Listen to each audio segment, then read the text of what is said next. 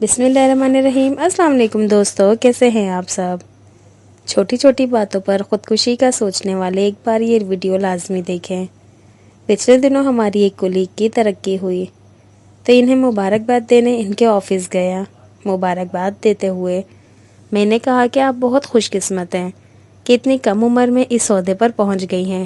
کہنے لگی کہ میں نے بہت سخت وقت دیکھا ہے لیکن کبھی ہمت نہیں آ رہی۔ یہ اللہ کا خاص کرم ہے کہ مسلسل محنت اور ہمت نہ ہارنے سے ہی سب کچھ ملا ہے۔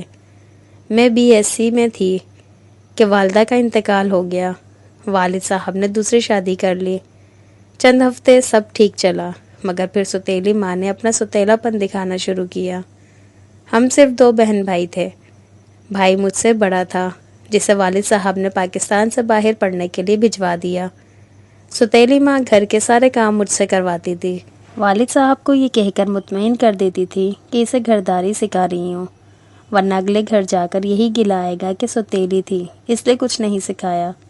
صبح جلدی اٹھ کر سب کے لیے ناشتہ بناتی تھی اور گھر کی صفائی کر کے یونیورسٹی جاتی تھی۔ پھر یونیورسٹی سے واپس آتے ہی سب کے لیے کھانا بنانا، برتن دھونا، کپڑے دھونا وغیرہ سب کچھ کرتے۔ رات کے 10-11 بج جاتے تھے۔ یہ روز کا معمول تھا۔ ہمارے والد صاحب کا اچھا بزنس تھا مگر سوتیلی ماں کے کہنے پر اب مجھے جیب خرچ بھی بہت کم ملتا تھا، اتنا کم کہ میں نے والد صاحب سے کہنا ہی چھوڑ دیا۔ محلے کے بچوں کو شام کو ٹیوشن پڑھانا شروع کی تاکہ اپنا جیب خرچ بنا سکوں، جس سے گھر کے کام مزید رات کو دیر سے ختم ہوتے تھے۔ لیکن اس کا نقصان یہ ہوا کہ یونیورسٹی کی سیمسٹر کی فیس کی باری آئی تو سوتیلی ماں نے والد صاحب کو کہہ دیا کہ اب یہ خود اتنا کماتی ہے، اپنی فیس خود دے سکتی ہے، جس کے بعد مجھے مزید زیادہ محنت کرنی پڑی تاکہ اپنی فیس بھی خود جمع کر سکوں۔ زیادہ پیسوں کے لیے ایک جگہ ہوم ٹیوشن پڑھانا شروع کی تو ان بچوں کے والد نے تنگ کرنا شروع کر دیا، مجبوراً چھوڑنا پڑی۔ بہنوں کو بھائی کا بڑا سہارا ہوتا ہے لیکن بھائی اپنی عیاشیوں میں مصروف تھا۔ میں جتنی بھی کوشش کرتی مگر وہ میری بات اول تو سنتا ہی نہیں تھا، کبھی سن بھی لیتا تھا تو ایک ہی بات ہوتی تھی کہ تم عورتوں کی لڑائیاں کبھی ختم ہی نہیں ہوئیں گی۔ والد صاحب کا سہارا تھا تو وہ سوتیلی ماں نے چھین لیا تھا۔ میری ڈگری ہوتے ہی سوتیلی ماں نے اپنے کسی رشتہ دار کے ساتھ میرے رشتے کے لیے والد صاحب کے کان بھرنا شروع کر دیے۔ وہ نشئی سا تھا، واجبی سی تعلیم، محلے میں ہی کوئی دکان چلاتا تھا، عمر میں بھی مجھ سے کافی بڑا تھا۔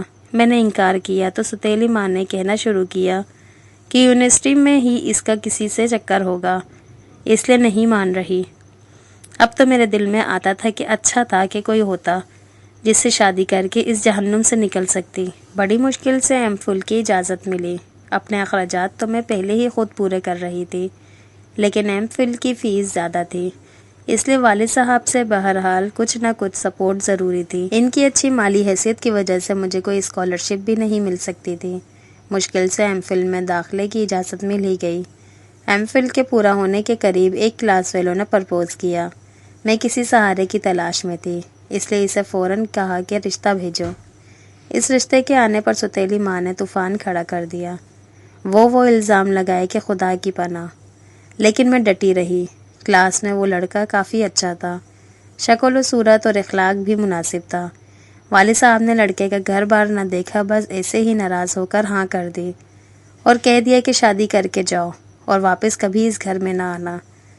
شادی بغیر کسی جہیز کے سادگی سے ہوئی۔ جہیز نہ لانے کی وجہ سے لڑکے کی ماں اور بہنوں نے چند دنوں میں ہی تانے دینے شروع کر دیے۔ میں ایک جہنم سے نکل کر دوسرے میں آ گئی تھی۔ شادی سے پہلے اس نے کوئی وعدے تو نہیں کیے تھے مگر مجھے اتنا تھا کہ وہ مجھے پیار اور عزت دے گا، وہ بھی نہ ملے۔ کچھ دنوں بعد بات تانوں سے جسمانی اذیت تک پہنچ گئی۔ میں نے جاب کی بات کی تو فوراً سے مان گئے۔ اچھی جاب مل جانے سے گھر میں کچھ دن سب اچھا چلتا رہا لیکن کچھ مہینوں بعد پھر سے وہی حالات۔ شاید انہیں اس بات نے شیر بنا دیا تھا کہ اس کے آگے پیچھے تو کوئی ہے نہیں۔ باپ سوتیلی ماں کا ہو چکا تھا اور گھر آنے سے منع کر چکا تھا۔ بھائی نے باہر ہی کسی میم سے شادی کر لی تھی اور اسے بہن کا کچھ یاد ہی نہیں تھا۔ جن لڑکیوں کا میکا نہ ہو وہ کٹی پتنگ کی مانند ہوتی ہیں۔ مجھے تنخواہ ملتے ہی شوہر ساری لے لیتا تھا۔ گھر میں ساس کی مرضی چلتی تھی۔ مجھے جاب سے واپس آ کر گھر کے سارے کام بھی کرنے ہوتے تھے۔ اس کے باوجود بھی تانے اور مار کٹائی ہاتھ آتی تھی۔ ہر ماں اتنا کما کے دیتی تھی، پھر بھی جہیز نہ لانے والے تانے ختم ہی نہیں ہوتے تھے۔ باپ اور بھائی سے تحفظ نہ ملنے کے بعد مجھے شوہر سے یہ توقع تھی، مگر اب وہ بھی ختم ہو چکی تھی۔ شوہر سے کئی بار بات کی، اسے سب بتایا، مگر اسے صرف یہ تھا کہ میرا میکا تو ہے نہیں تو کہاں جاؤ گی۔ جب سب کچھ برداشت سے باہر ہو گیا تو میں نے خلا کے لیے کیس دائر کر دیا۔ جب تک خلا کا کیس چلتا رہا شوہر کے گھر ہی رہی، اسے کہتی رہی کہ آپ ابھی حالات کو بہتر کر لو تو میں خلا کا کیس واپس لے لوں، مگر اسے تھا کہ میں خلا نہیں لوں گی، بلکہ صرف اسے بلیک میل کرنے کے لیے یہ سب کر رہی ہوں۔ مجبوراً خلا لے لی۔ خلا کے بعد والد صاحب کے پاس پہنچی تو ستیلی ماں نے گھر میں ہی داخل ہونے نہیں دیا۔ والد صاحب کو کال کرتی رہی، مگر وہ اٹینڈ نہیں کر رہے تھے۔ وہیں دروازے پر ان کا انتظار کیا، مگر جب وہ آئے تو میری بات سنے بغیر ہی اندر چلے گئے اور دروازہ بند کر لیا۔ بھائی سے بھی بات کی، انہیں سب بتایا، مگر ان کا کہنا تھا کہ اپنے مسئلے خود حل کرو۔ وہاں سے ایک گرلز ہاسٹل میں آ گئی۔ جاب کی وجہ سے پیسے کا مسئلہ نہیں تھا، اس لیے 1-2 سال میں ہاسٹل میں ہی رہی۔ مرد ذات سے نفرت سی ہو گئی تھی۔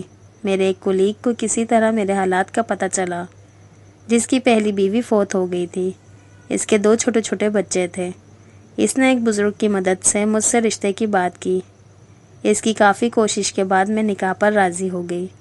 اب مجھے قدرت نے وہیں لا کر کھڑا کیا تھا جہاں کچھ عرصے قبل میں اور میری ستیلی ماں تھی۔ دونوں بچے سہمے ہوئے تھے، لڑکا بڑا تھا اور لڑکی چھوٹی۔ میں نے انہیں حقیقی ماں جیسا پیار دینے کا سوچا۔ میرے جو بچے کبھی کبھی آپ کے بچوں کے ساتھ یونیورسٹی کے گراؤنڈ میں کھیلتے ہیں، وہ میرے شوہر کی پہلی بیوی سے ہیں۔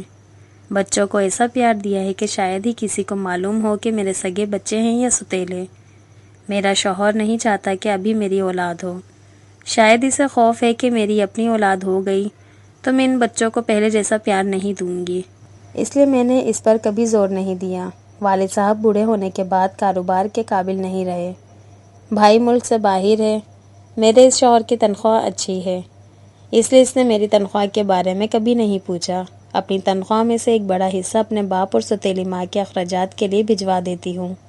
باپ پیسے تو لے لیتا ہے مگر ابھی بھی ناراض ہے، بات نہیں کرتا، مجھ سے نہ ملتا ہے، ورنہ اس کی مزید خدمت بھی کرتی۔ شوہر سے پیار ملا ہے۔ ان 2 بچوں کی صورت میں اللہ تعالیٰ نے اولاد بھی دے دی ہے، اب یہ ترقی بھی مل گئی ہے۔ اللہ کا لاکھ لاکھ شکر ہے، حالات کبھی ایک جیسے نہیں رہتے۔